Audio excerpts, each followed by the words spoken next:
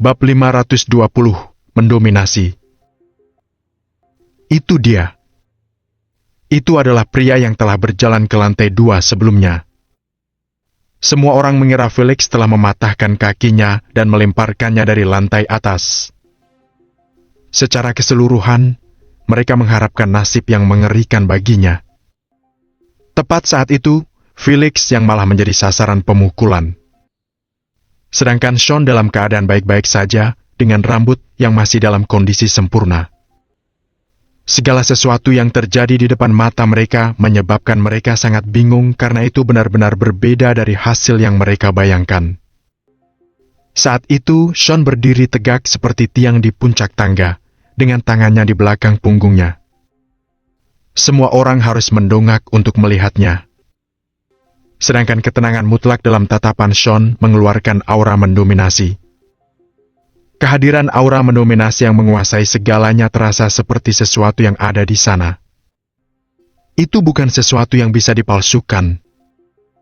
Sean menyapu pandangannya ke sekitar, lalu perlahan membuang muka. Dia tidak memiliki hubungan dengan orang-orang ini, dan tentu saja tidak ada yang bisa dikatakan kepada mereka.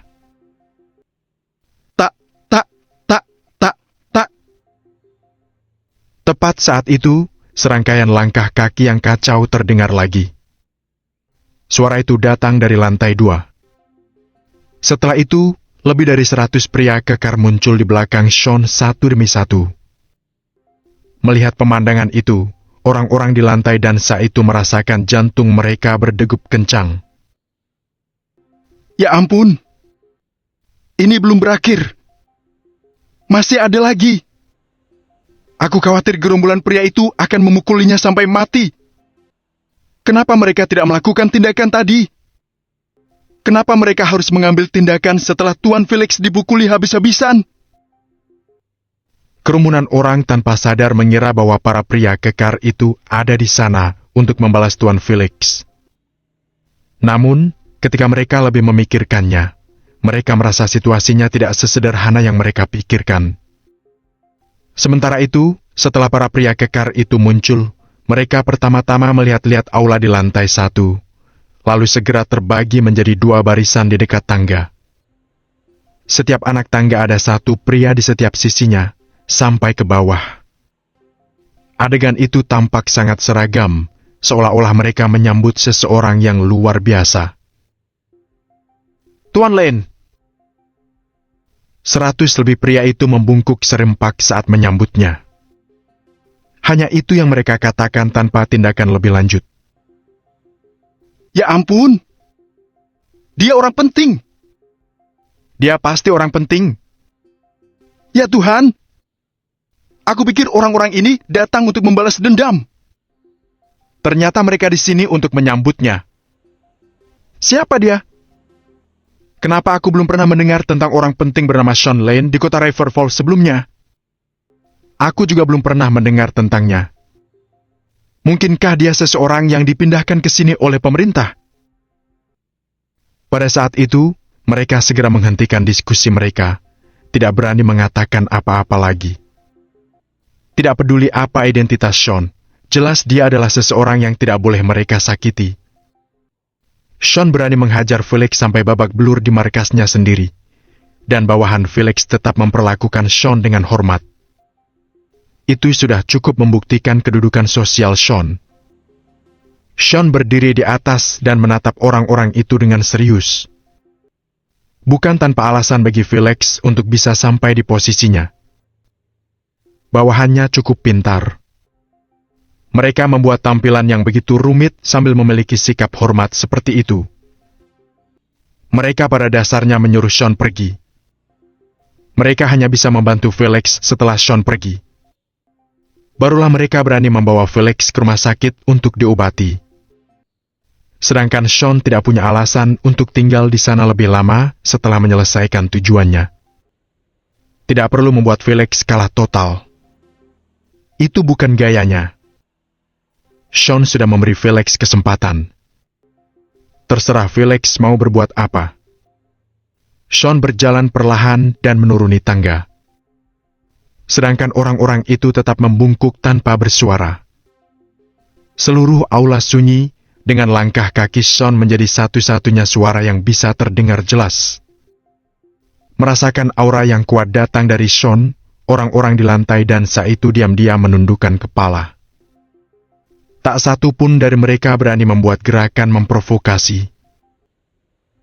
"Tuan Len, ini jaketmu." Begitu Sean sampai di bawah tangga, Tuan Buller secara pribadi memberikan jaket Sean kembali kepadanya. Sean mengambil jaketnya dan dengan santai menyampirkan ke tubuhnya. Dia merapikan pakaiannya dan langsung keluar dari sana. Dengan kepergian Sean, semua orang akhirnya berani mengangkat kepalanya perlahan dan memperhatikan siluet Sean dari sudut mata mereka. Baik itu pria atau wanita, mereka semua menatapnya dengan sangat hormat. Sedangkan para wanita yang berencana meminta kontak Sean juga sudah tenang, tidak berani berkata apa-apa lagi. Mereka tahu bahwa mereka tidak layak baginya. "Selamat tinggal, Tuan Len." Tuan Buller bersama banyak pria di belakangnya membungkuk hormat ke arah Sean saat dia pergi. Segera, siluet Sean menghilang dari pandangan mereka. Barulah orang-orang di klub Drake menghela napas panjang lega. Bukan hanya bawahan Felix yang terpengaruh oleh kehadiran Sean yang kuat. Bahkan para tamu ketakutan karenanya. Terlalu berat untuk menanggungnya. Bab 5:21 Januari kan menyinggungnya. "Cepat, kita harus segera membawa Tuan Felix ke rumah sakit." Begitu Sean telah pergi, Tuan Buller dan yang lainnya segera bergegas untuk membantu Tuan Felix yang tidak sadarkan diri dan berlari keluar dengan tergesa-gesa. Ada 50 lebih penjaga keamanan lagi yang mengikuti di belakangnya. Dengan Felix berdiri di dunia hitam kota Riverfall, dia bukan sembarang sosok kuat biasa. Tidak akan berlebihan untuk memanggilnya bangsawan. Felix menderita luka parah seperti itu jelas merupakan masalah serius. Setelah Felix dibawa ke rumah sakit, klub ditinggalkan dalam suasana tidak enak. Beberapa orang sedang berdiskusi sendiri, tetapi mereka tidak berani bersuara terlalu banyak. Sejak saat itu, Sean Lane adalah nama yang terpatri di hati mereka. Bahkan penampilannya adalah sesuatu yang akan mereka ingat dengan jelas seumur hidup. "Nora, aku tidak bercanda. Kualitas suara stan karaoke di sini adalah yang terbaik. Aku belum pernah ke klub karaoke lain sebagus yang satu ini di sini." Tepat saat itu, dua wanita muda yang cantik masuk melalui pintu. Mereka adalah Nora dan Lynette. "Lynette, aku tidak berminat bernyanyi sekarang." Nora menggeleng tak berdaya. Dia melihat aula dan ingin langsung pergi. "Aku tahu suasana hatimu sedang buruk sekarang. Justru karena itulah aku memberimu kesempatan ini untuk melampiaskan rasa frustasimu. Kamu akan merasa jauh lebih baik setelah beberapa kali bernyanyi." Lynette menggeleng perlahan dan menatap Nora dengan sungguh-sungguh. Keseriusan dalam tatapan Lynette membuat Nora tidak mungkin mengatakan tidak padanya. "Baiklah. Aku akan menelpon Reg dan memintanya bergabung dengan kita." Nora akhirnya mengangguk setuju dan mengeluarkan ponselnya.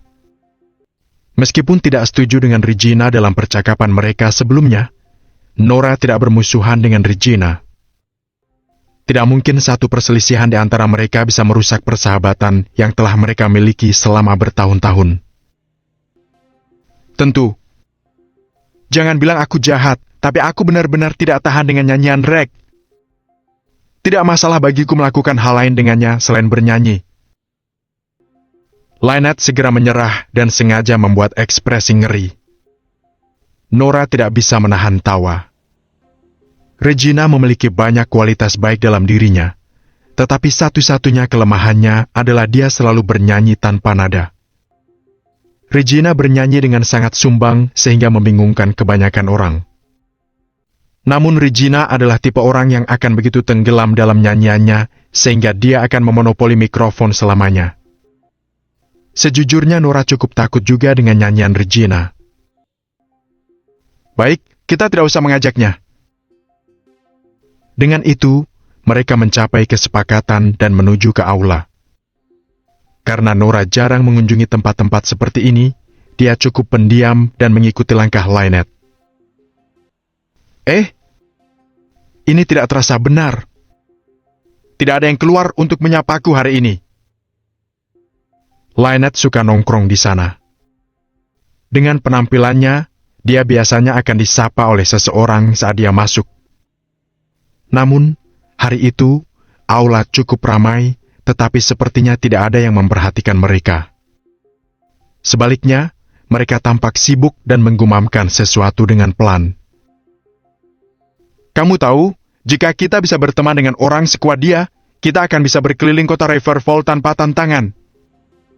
Aku tidak mengerti. Sejak kapan orang penting seperti Sean Lane muncul di kota Riverfall? Tiba-tiba, Nora menangkap dua suara berbeda dari kerumunan. Dia mendengar nama Sean dan refleks terpaku. Apakah menurutmu kamu memenuhi syarat untuk memahami seluruh situasi?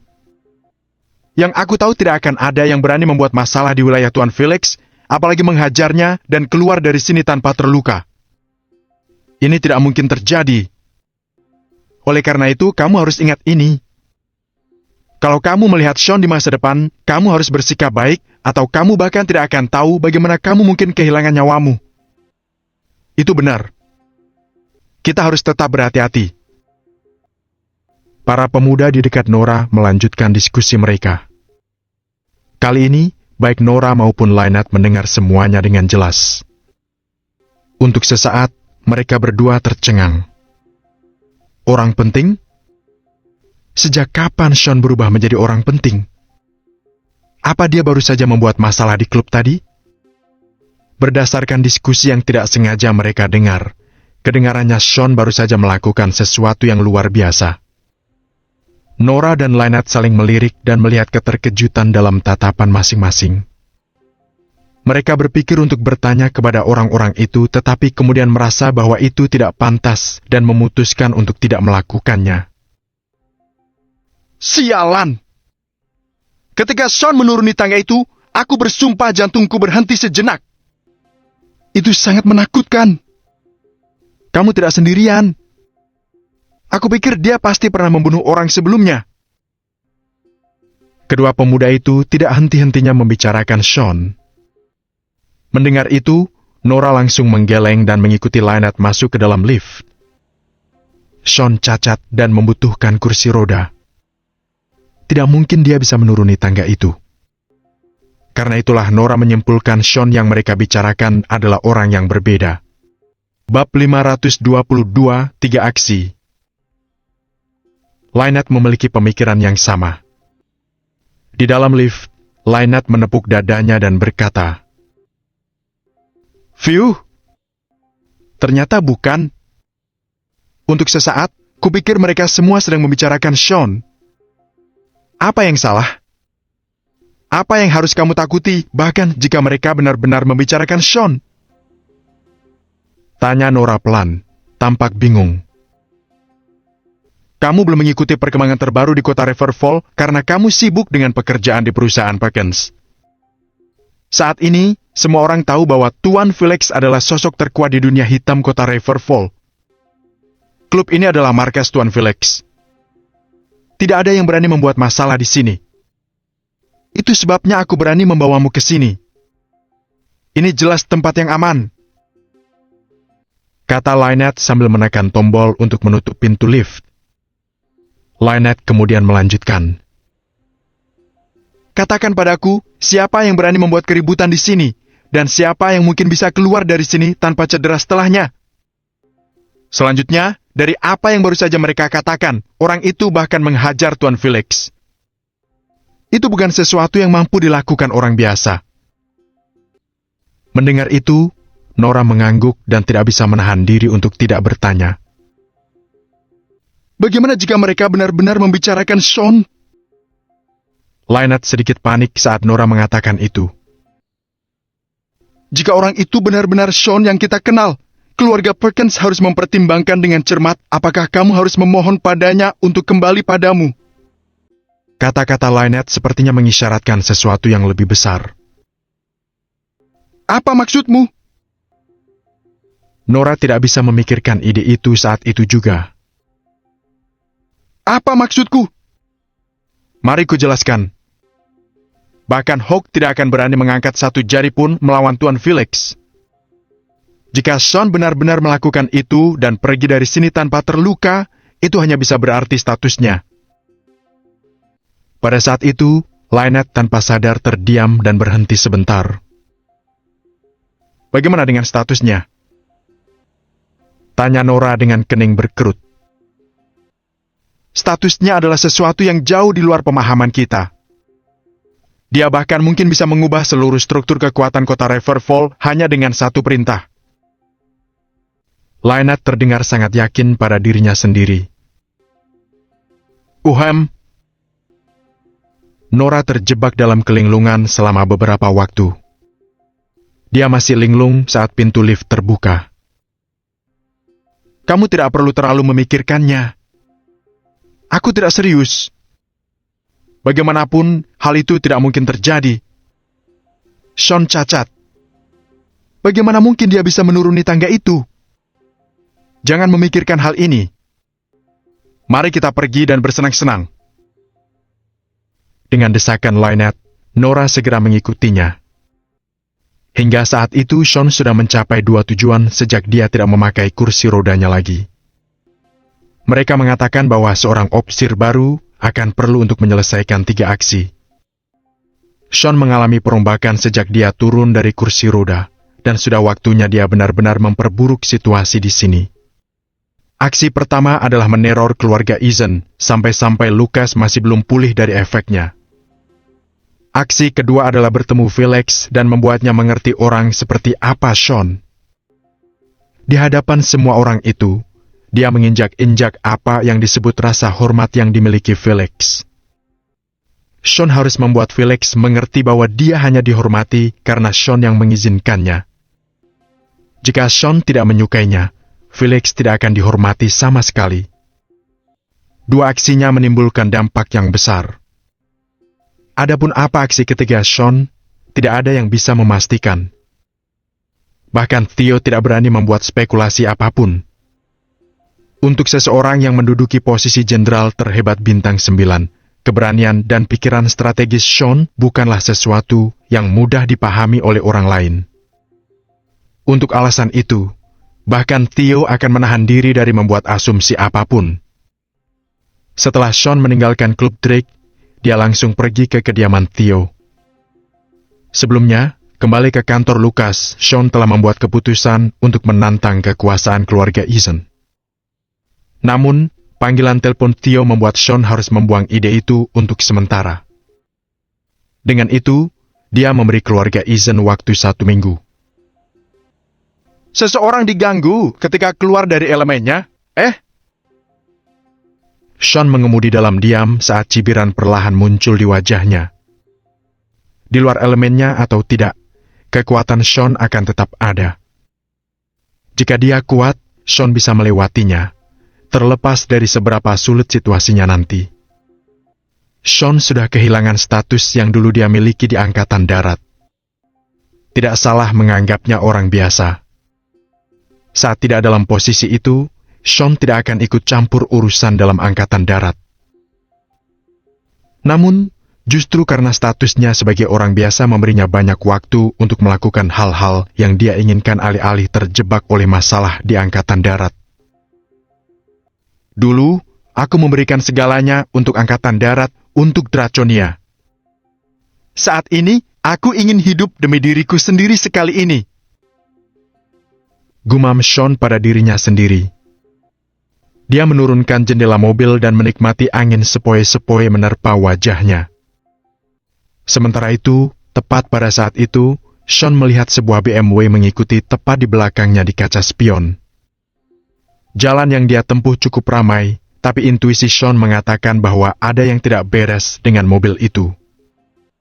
Sean merasa mobil itu seperti sengaja membuntutinya. Dapat dikatakan bahwa pengemudi mobil itu cukup buruk dalam membuntuti. Sopir itu sengaja menjaga jarak untuk menyembunyikan niatnya. Namun itu semakin memperjelas bagi Sean bahwa ada sesuatu yang aneh. Sean memperlambat laju mobilnya dan mengamati mobil di belakangnya. Melalui kaca depan mobil, Sean bisa melihat wajah yang dikenalnya. Jadi itu dia. Sean menggeleng, langsung kehilangan minat. Setelah itu, dia menginjak gas dan berkelok-kelok melewati keramaian lalu lintas, meninggalkan BMW itu jauh di belakangnya. Beberapa orang bahkan tidak pantas menjadi saingannya. Di kediaman Theo. Apakah informasi ini dapat diandalkan? Orang di belakang Wesley terkait erat dengan Odom. Itu berarti kemungkinan besar Wesley adalah bagian dari fraksi Odom. Kata Sean dengan suara yang dalam sambil mengusap dagunya. Bab 523 bertemu Wesley. Theo mengangguk. Dia juga sedikit khawatir. Jenderal, hanya itu informasi yang kutemukan sampai sekarang. Mendengar jawaban Theo, kerutan Sean semakin dalam. Ben sudah lama mengetahui bahwa Wesley, yang merupakan penjaga tentara di kota Riverfall, memiliki hubungan yang kuat dengan keluarga Eason. Pada saat yang sama, kemampuan Wesley untuk naik ke posisi penjaga untuk pasukan daerah di usia muda bukanlah kebetulan belaka. Selain kerja kerasnya sendiri, Wesley juga membutuhkan dukungan dari beberapa orang berpengaruh di belakangnya. Sekarang Theo telah mengetahui bahwa Wesley mungkin anggota faksi Odom, segalanya akan menjadi sedikit sulit. Jika Sean benar-benar mencoba menghancurkan keluarga Eason, Lucas pasti akan melibatkan Wesley. Saat itu, Wesley pasti akan berhubungan dengan Sean. Dia bahkan mungkin memberitahu orang di belakangnya tentang situasi Sean. Pada saat itu, masa tinggal Sean di kota Riverfall juga akan diberitahukan kepada Odom. Lalu apa yang akan dilakukan Odom? Dibandingkan dengan status Odom saat ini di Angkatan Darat, Sean hanyalah orang tidak penting yang tidak ada apa-apanya di hadapannya. Akan sangat mudah baginya untuk membunuh Sean secara diam-diam. Karena itu, Sean memutuskan untuk tidak mendorong Lucas sampai tidak bisa kembali. Mengekspos jejakku pada Odom hanya karena keluarga Eason bukanlah pilihan bijak. Sean mengetuk-ngetuk meja dan menyipitkan matanya.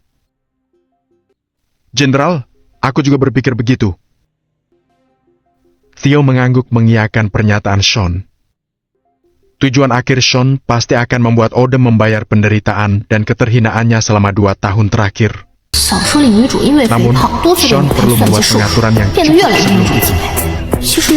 Saat ini, Sean tidak punya cara untuk melindungi dirinya dari Odom. Mengekspos dirinya demi melenyapkan keluarga Eason akan menjadi hal yang sangat bodoh untuk dilakukan. Sean tidak akan pernah melakukan itu. Sean mengetuk-ngetuk meja dan menyipitkan matanya. Jenderal, aku juga berpikir begitu. Theo mengangguk mengiyakan pernyataan Sean. Tujuan akhir Sean pasti akan membuat Odom membayar penderitaan dan keterhinaannya selama 2 tahun terakhir. Namun, Sean perlu membuat pengaturan yang cukup sebelum itu. Saat ini, Sean tidak punya cara untuk melindungi dirinya dari Odom. Mengekspos dirinya demi melenyapkan keluarga Eason akan menjadi hal yang sangat bodoh untuk dilakukan. Sean tidak akan pernah melakukan itu. Keluarga Eason bukan masalah besar. Namun, kita juga tidak bisa membiarkan mereka begitu saja. Sean menggerakkan telapak tangannya dan mulai mengusap dagunya. Mendengar itu, Theo mengangguk. Keluarga Eason seperti katak di hadapan kita. Mereka cukup menjijikan hanya dengan berdiri di sana tanpa melakukan apa-apa. Theo juga frustrasi. Dari semua orang, keluarga Eason harus terhubung dengan Wesley. Itu benar-benar akan memicu seluruh reaksi berantai. Sean ingin menghancurkan keluarga Eason. Namun, pada saat yang sama, dia tidak mampu melakukannya. Bahkan Theo merasa bagai makan buah si malakama. Sean terdiam beberapa lama, lalu tiba-tiba mendongak dan berkata, "Cari waktu dan buat janji untuk bertemu dengan Wesley." Hah? Theo lengah dengan hal itu dan menatap Sean tak percaya.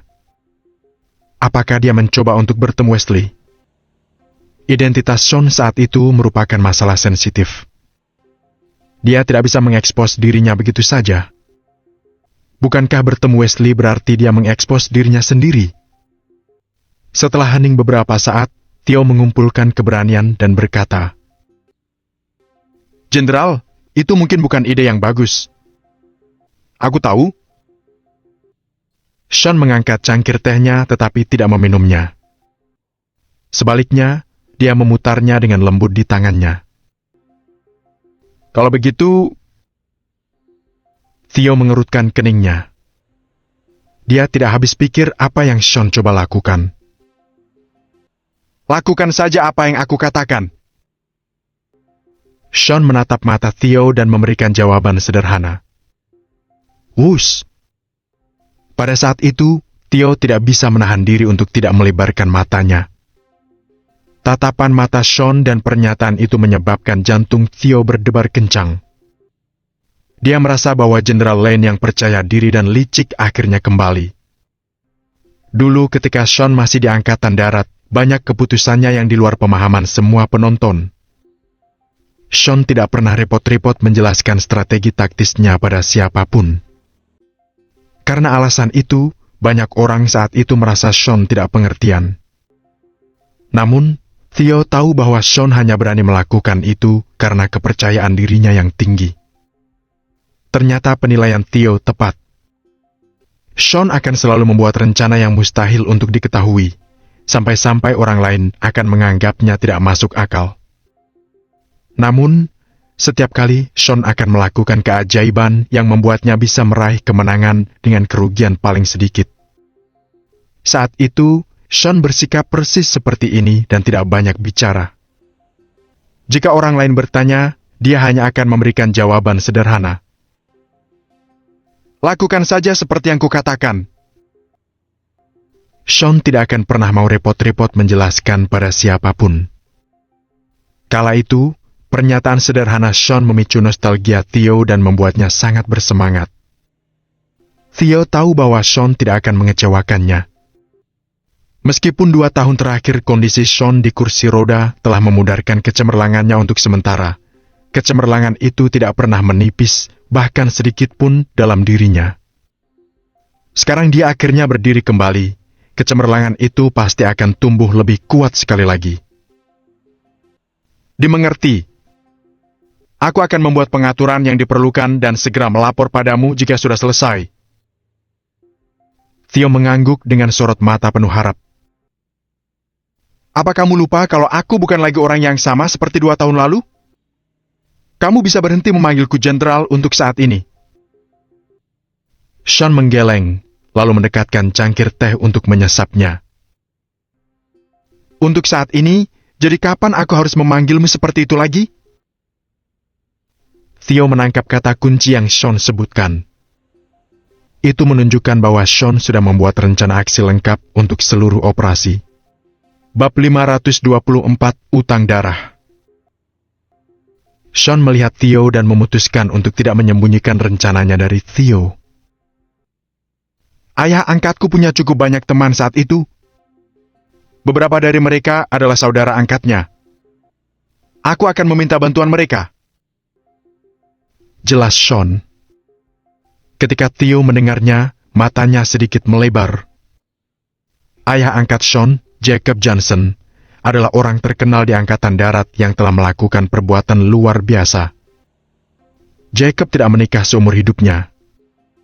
Dia mendedikasikan hidupnya untuk Angkatan Darat. Dia tidak hanya memiliki banyak saudara tersumpah di medan perang, tetapi dia juga sangat disukai oleh Draconia. Mereka yang mengenalnya pasti akan memberikan uluran tangan pada Sean. Yang terpenting, karena Sean mengatakannya seperti itu berarti Sean telah memutuskan untuk kembali ke Angkatan Darat. "Jenderal, Sean, apa kamu sudah memutuskan untuk kembali ke Angkatan Darat?" Theo terlalu bersemangat dan kehilangan ketenangannya. "Jika aku tidak kembali, bukankah penghinaan 2 tahun terakhir akan sia-sia? Jika aku tidak kembali, bagaimana saudara-saudaraku yang dibunuh oleh Oldham bisa beristirahat dengan tenang? Sean meletakkan cangkir teh dan berbalik menatap mata Theo dengan sungguh-sungguh. Sean, kamu tahu?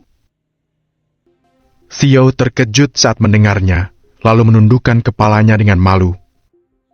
Memang selama ini dia menyembunyikan beberapa hal dari Sean. Dulu ketika tiba-tiba Sean menghilang, banyak bawahan setianya yang bersatu untuk menemukannya.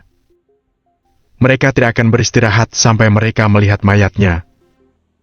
Tidak ada yang bisa meyakinkan mereka hal sebaliknya. Untuk menutupi masalah ini dan sepenuhnya membawa semua bawahan Sean bersamanya, banyak dari mereka yang diam-diam dibunuh oleh Oldham. Theo takut Sean terpicu, jadi dia dengan cepat melewati kisah itu ketika dia menjelaskan banyak hal kepada Sean. Namun, jika Sean mengatakannya seperti itu, dia pasti mencari tahu beberapa hal sendiri. Aku sudah bertemu Regina. Dia gadis yang bertugas melakukan pengintaian saat itu. Dengan mengatakan itu, Theo akhirnya mengerti. Regina bertanggung jawab atas intelijen.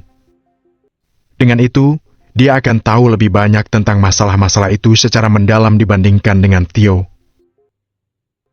Sean, aku tidak berani memberitahumu bahwa orang-orang yang dibunuh Oldham itu adalah rekan-rekanmu yang paling setia padamu.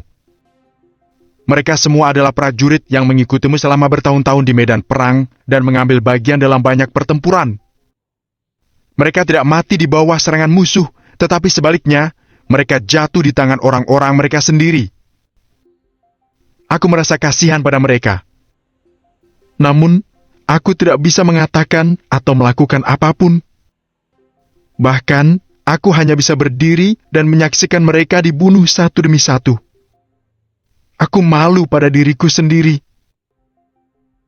Theo, pria tangguh yang bahkan tidak akan meneteskan air mata ketika terluka berat, matanya basah oleh air mata saat kebencian dan keluhan yang mendalam muncul kembali dalam dirinya. Seorang prajurit harus melindungi negara mereka. Bahkan jika mereka tewas, mereka pasti berada di medan perang. Sebagai seorang prajurit yang berjuang untuk negara, adalah suatu kehormatan untuk menemui akhir hidup di medan perang. Namun, kematian mereka akhirnya berada di tangan sekutu mereka sendiri. Kematian mereka semua sia-sia. Sementara itu, Theo hanya bisa melihatnya terjadi. Hanya dia yang tahu di mana Sean disembunyikan. Theo perlu memastikan kelangsungan hidupnya sendiri, jadi dia bisa mencari cara agar Sean tetap hidup. Aku tahu. Aku tidak menyalahkanmu. Utang darah ini tanggungan Oldham. Karena itu, Sean terdiam sebentar. Butuh beberapa detik sebelum dia mendongak lagi. Theo, ingat ini. Semua yang kulakukan selanjutnya hanya untuk merebut kembali apa yang pernah menjadi milikku. Dengan itu, Sean berdiri perlahan.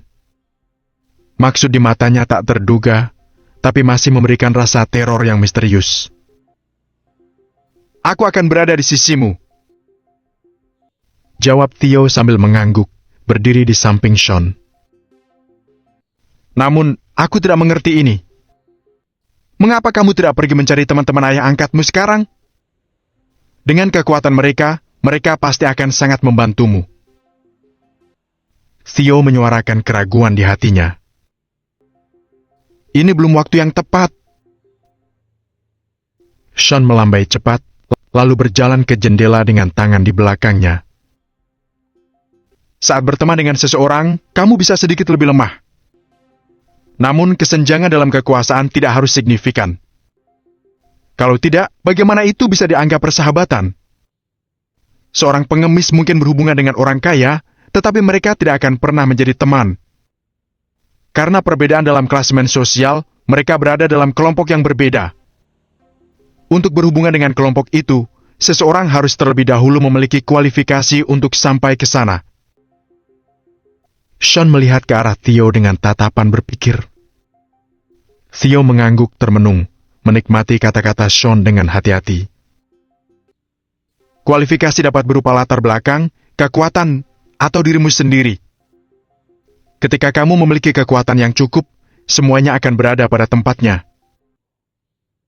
Sean mengulurkan tangan untuk menepuk bahu Theo, lalu membuang muka. Semuanya berubah. Itu bukan pepatah yang entah datang dari mana. Tidak ada yang bisa menjamin jika saudara-saudara angkat ayah angkatnya saat itu akan memperlakukannya dengan sepenuh hati.